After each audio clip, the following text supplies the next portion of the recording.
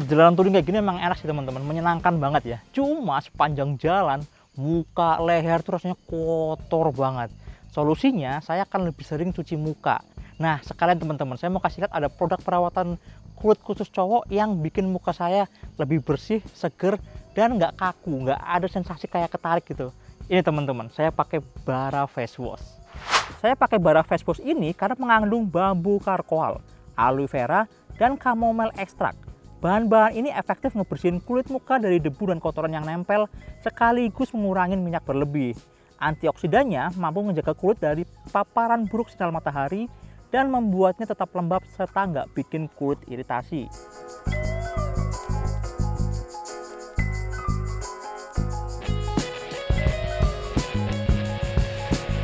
Habis cuci muka langsung pakai pelembab. Saya pakai Bara Face Cream. Pelembab ini punya tipe hyaluronic acid lebih banyak dibanding produk pelembab lainnya. Jadi bisa dibilang Bara Face Cream ini moisturizer power complex yang khasiatnya mampu menjaga dan mengikat kadar air dalam kulit, sehingga kulit gak gampang kering dan jadi lembab optimal seharian.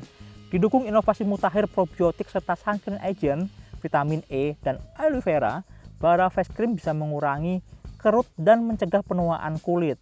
Punya efek perlindungan terhadap efek buruk paparan sinar matahari, menangkal radikal bebas, dan mampu mencegah kulit iritasi. Nah teman-teman Otomotif TV, cukup dengan rangkaian produk Bara Formen, kulit muka saya jadi lebih bersih, lembab, dan terlindungi. Ngebersihin muka dibikin simple aja bro, yang penting efektif. Pakai skincare khusus cowok Bara Formen. Apalagi buat kita-kita yang aktif kayak gini nih, produk ini simple banget pakainya teman-teman. Nah sekarang kita lanjut ngomongin Kuder, skuter 4 roda, gaspol. Selamat siang teman-teman Otomotif TV, apa kabar? Semoga kesehatan bahagia selalu saat menonton video ini. Kali ini saya lagi bersama Kuder teman-teman, Kuder Quadro Scooter. Quadro itu dari angka 4 ya, jadi skuter yang beroda 4. Ini sebenarnya udah di review beberapa tahun yang lalu ya. Jadi waktu pertama kali launching, Aan, Faris bikin videonya. Tapi kali ini agak beda teman-teman. Saya kemarin lihat di YouTube ya, jadi kalau di negara asalnya, di Swiss sana, Kuder ini dipakai buat traveling, buat adventure yang semi off-road gitu kan. Nah, kali ini saya mau coba yang mirip-mirip lah.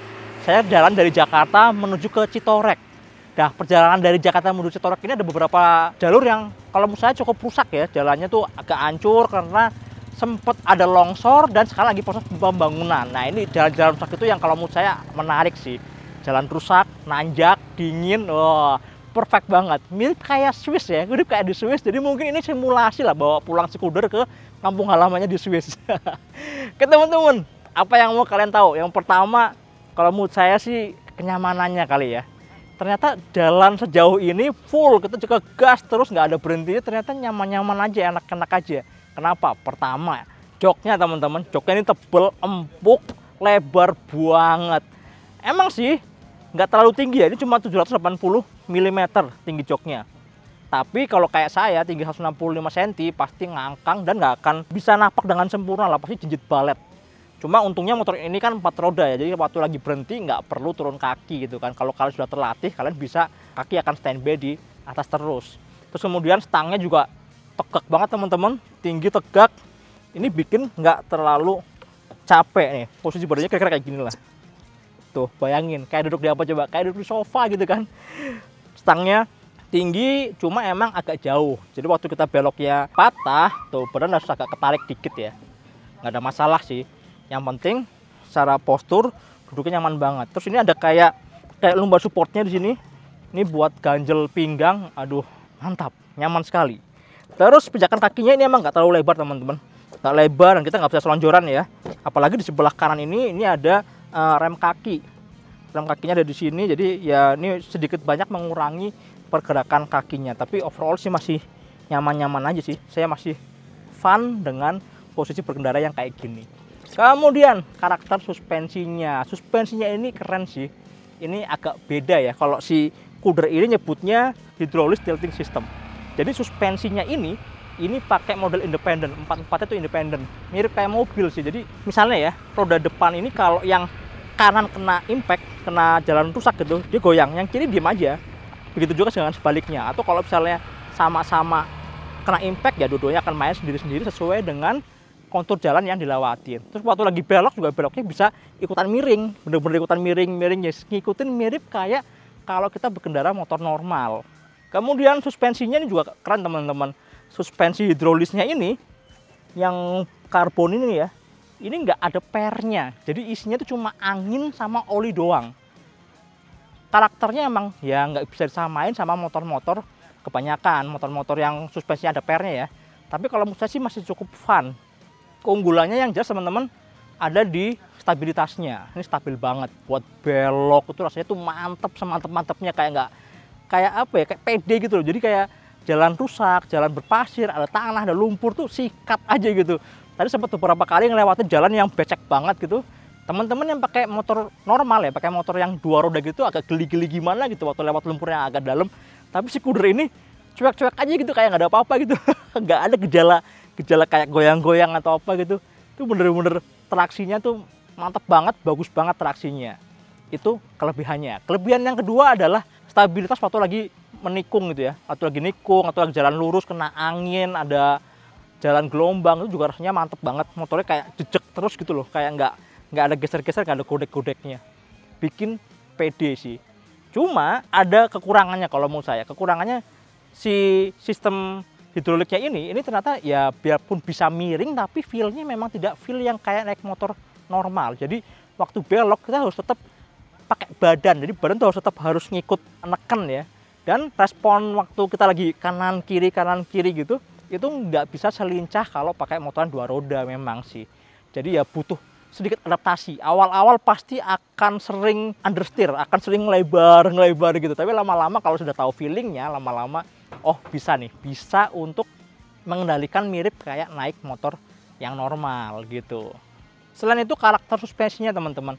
Suspensinya ini sebenarnya nyaman ya, nyaman banget kalau menurut saya. Lewat jalan yang halus, aspal, atau jalan-jalan yang modelan kayak beton gitu itu nyaman. Selama impactnya, selama jalan rusak itu nggak terlalu parah ya. Tapi kalau kalian nabrak posisi tidur atau jalan rusaknya itu cukup banyak gitu, lama-lama kerasa ya, cukup keras sih. Terutama yang depan. Kalau yang belakang aman ya, yang belakang empuk banget. Cuma yang depan emang sedikit agak keras. Nggak tahu kenapa, tapi kalau saya menduga mungkin ya reboundnya itu terlalu lambat. Jadi waktu impact yang pertama dia keteken, baliknya belum sempurna, udah kena impact lagi. Makanya lama-lama akan dak akan kayak gitu juga. Jadi nggak se-smooth, nggak senyaman yang belakang. Mungkin bisa di setel ya, karena ini kan isinya oli dan angin. Anginnya di sini ada kayak tutup ventil gitu teman-teman, untuk menyesuaikan tekanan udaranya. Mau dikurangin, mau ditambahin untuk merubah karakternya. Mungkin karena saya belum ngutak-atik aja ya. Nanti kalian kalau misalnya beli motor ini, konsultasi ke Kuder Indonesia untuk men-setting suspensi depannya agar sesuai sama karakter berkendara kalian. Oh ya teman-teman, satu lagi nih. Waktu kalian lagi nikung, kalian harus berkendara dengan cara yang benar waktu lagi nikung. Yaitu ngerem dulu, pas mau belok, lepas remnya, baru belok. Jangan ngerem di tengah-tengah tikungan. Kalau di motor normal, kalian pasti akan lempeng ya, akan susah untuk dibelokin. Sama, di motor ini juga akan lebih sulit untuk dibelokin, dikoreksi lebih masuk ke dalam tikungannya, karena ketika ngerem, maka secara otomatis si rodanya itu akan ngelok teman-teman. Tilting sistemnya itu akan langsung ngelok ya sesuai sama posisi kita lagi kemiringan nikungnya. Jadi misalnya nikung lagi segini nih, terus kita rem, bukannya dia bisa ditekuk lagi, tapi ya udah akan stay segini terus gitu loh miringnya. Jadi ini emang ada hubungannya sama kenapa bisa berdiri teman-teman. Kenapa bisa berdiri kayak gini? Karena kita rem. Jadi ada remnya. Jadi kalau kita ngerem depan, ngerem belakang, ngerem kaki, maka secara otomatis motor ini akan diem, akan langsung berdiri, nggak akan bisa dimiringin. Kalau kita mengaktifkan ini nih locknya ya, kunci untuk tilting sistemnya. Saya buka nih teman-teman ya, saya tarik nih si locknya.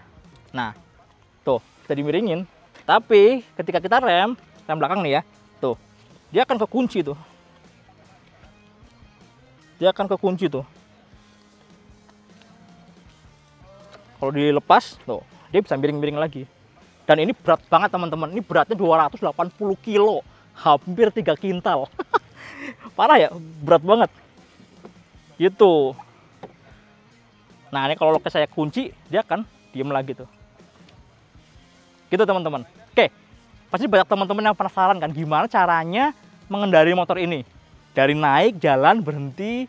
Nah yuk sama-sama lihat yuk. Nah teman-teman, ini motor masih dalam keadaan terkunci, jadi tilting sistemnya terkunci dan masih di rem tangan ya, rem parkir, jadi nggak bisa maju mundur juga. Gimana cara mengaktifkannya? Nah yang pertama kita buka dulu rem tangannya. Rem tangan itu kuncinya kita putar ke kiri sambil ini tekan ke belakang. Nah ini rem tangannya sudah kebuka, motor bisa maju mundur nih, bisa maju mundur kan. Sekarang kita akan buka locknya nih, lock si rodanya ya, jadi kita bikin biar motor ini bisa miring. Ini locknya tinggal kita buka nih, kita tarik. Tapi sebelum kita tarik kita harus tekan rem belakang, rem depan, atau rem kaki. Ini semuanya bisa nih, bisa dipakai untuk menahan si rodanya. Saya pakai rem kaki aja ya. Saya pakai rem kaki injak. Ini saya tarik ke atas. Setir kunci kontak. Lalu nyalain mesinnya.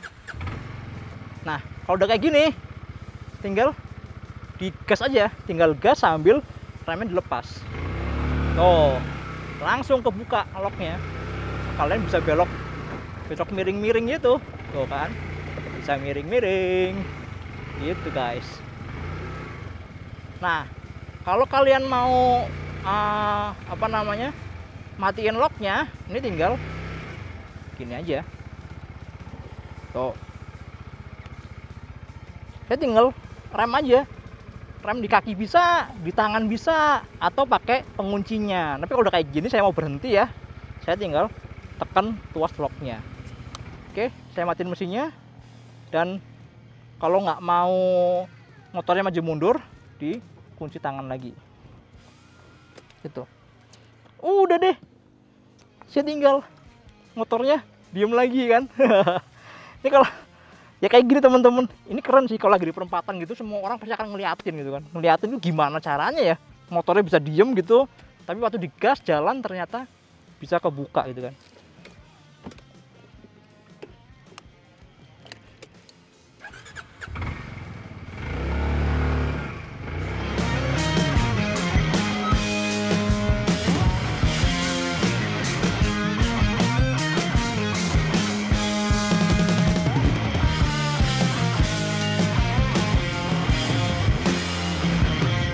Bagaimana dengan performanya? Performanya kalau menurut saya sih B aja ya, biasa aja. Kenapa? Karena ini motor beratnya 280 kilo, itu gokil sih, berat banget. Itu udah berat isi ya, berat isi termasuk tangki 14 liternya kalau lagi full tank ya. Tangkinya di sini teman-teman, ini tangki nih. Ini tangki nih, tangki plastik teman-teman, gede banget tangkinya, 14 liter. Mesinnya motor ini cuma 399 cc, 400 cc lah ya. Powernya nggak terlalu gede teman-teman, cuma 32 HP, torsinya 38 Nm. Jadi mesinnya ada tengah-tengah sini teman-teman, ada tengah-tengah sini mesinnya SOHC 4 klep 1 silinder. Terus di bagian tengah sini ini ada transmisinya CVT ya, CVT mirip kayak motor Matic lah ya, tapi ditransfer lagi ke roda belakang pakai belt. Ini mirip kayak Harley Davidson lah, kayak Harley Davidson kan dia pakai belt ke roda belakang ya. Ini beltnya ada 2 kanan kiri, bahannya Kevlar, karbon Kevlar, harusnya awet ya, harusnya sih awet. Dan teman-teman di tengah sini di transmisinya itu juga ada diferensial yang mengatur perputaran roda belakang kanan dan kirinya. Jadi transfer itu nggak sama-sama muter bareng ya, tapi kalau ada perbedaan traksi maka secara otomatis akan diatur lagi nih. Kalau misalnya kita lagi belok nih, salah satu sisi akan berputar kencang, yang satu akan lebih pelan, sehingga waktu kita nikungnya juga lebih nyaman, lebih enak gitu kan. Ya mirip kayak mobil lah, jadi canggih. Ini mesinnya biarpun cc-nya kecil, tenaganya nggak gede, tapi sebenarnya teknologinya keren sih. Teknologinya cukup canggih. Lalu bagaimana dengan karakter penyaluran tenaganya teman-teman? Ternyata B aja, biasa aja. Ya iyalah, ini 280 kilo, power cuma 32 HP, jadi secara power to weight ratio-nya nggak terlalu wah ya. Biasa aja, tapi cukupan. Waktu pertama kali buka gas emang nggak terlalu responsif lah ya, kayak nggak ngagetin responnya. Tapi begitu udah diputar lebih dalam dikit aja, putaran mesinnya itu akan langsung manteng di 4.000, 5.000, 6.000 RPM, akan ada di sekitar segitu. Mesinnya akan langsung teriak ya. Efeknya baik sih kalau menurut saya. Motor jadi langsung responsif, nggak ada jeda, nggak ada ngeleknya. Rasanya ini kayak menjawab keraguan saya itu loh, yang sebelumnya berpikiran negatif 32 HP bobot segini apa iya bisa lari gitu kan. Ternyata kalau udah jalan ya lumayan responsif gitu loh, karena memang CCVT-nya di setting di RPM yang cukup tinggi. Mesinnya emang kerasa agak ngegerung ya, terdengar agak ngegerung, tapi responnya enak sih, nggak ada ngelek-ngeleknya gitu, nanjak-nanjak gitu sampai ke Citorak juga. Tiba-tiba kita berhenti tanjakan, buka gas lagi, jalan lagi, oke gitu kan.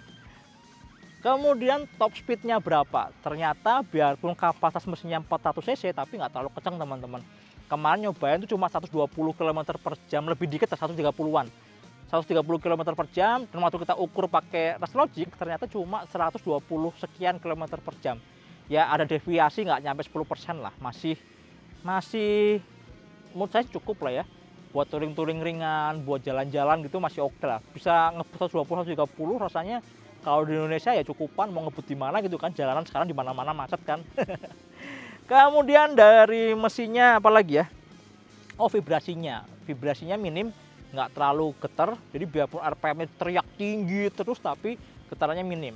Kemudian konsumsi bensinnya, nah ini teman-teman, karena RPM-nya langsung ditarik tinggi terus, makanya secara konsumsi bahan bakar juga nggak bisa dibilang hemat. 1 liternya kemarin kita ngetes kalau di dalam kota dapat sekitar 1 liter 18 km, 1/18.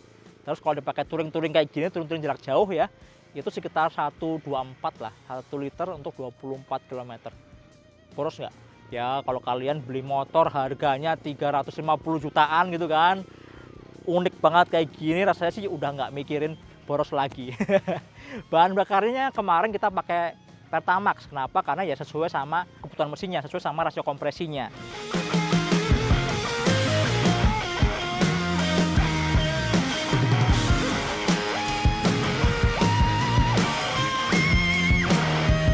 Jadi gitu teman-teman, 350 juta lebih di sini ya harga lengkapnya ya.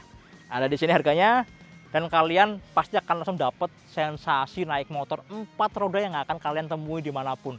4 rodanya ini kalau lagi belok ya kasih traksi yang luar biasa, nempel banget sama aspal. Mau jalan rusak, jalan ada tanah-tanah gitu kan, pasir, hujan, sikat aja udah pede-pede aja.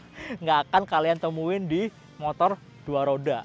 Sensasinya keren sih, beda sih. Kemudian mesinnya ya mungkin kalau secara performa biasa aja ya, biarpun sebenarnya secara teknologi canggih banget teman-teman. Dia CVT, ada diferensialnya, terus beltnya ke belakang ini pakai 2 belt kanan kiri, bahannya karbon Kevlar gitu kan. Keren sih. Terus riding positionnya juga nyaman. Ini joknya nih sofa banget. Begitu juga sama yang bonceng juga enak banget. Yang bonceng itu tingginya ya kan ada beda ketinggian ya. Jadi view-nya si pemonceng itu nggak akan terhalang teman-teman. Jadi si kepala pengendara ada di bawah gitu loh. Waktu lagi bonceng, pemandangannya tetap luas, tetap keren. Kemudian fiturnya, nah ini teman-teman, harganya 350 juta, tapi kalian nggak menemukan traction control, nggak menemukan ABS misalnya, atau fitur-fitur yang lainnya kayak connectivity ke smartphone, nggak ada. Jadi kalau secara fitur biasa banget, bahkan speedometernya pun nggak ada pengukuran average konsumsi bahan bakarnya. Cuma ada trip, cuma ada odometer, standar banget. Ya mungkin emang kalian disuguhkan fokusnya adalah ke sensasi berkendara, mengendarai 4 roda yang punya traksi keren banget.